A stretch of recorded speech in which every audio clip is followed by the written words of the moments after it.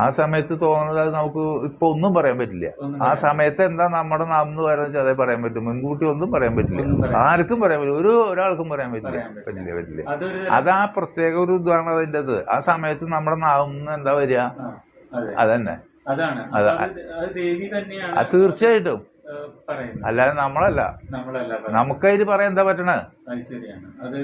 നമുക്ക് നമ്മുടെ ഒരു വേഷത്തിൽ വന്ന ആ ഒരു ചൈതന്യം നമ്മുടെ ദേഹത്ത് കയറി കഴിഞ്ഞാൽ പിന്നെ നമ്മള് മനുഷ്യരൂപമല്ല ശരിക്ക്. ആ രൂപത്തിന് മാറ്റം വരും.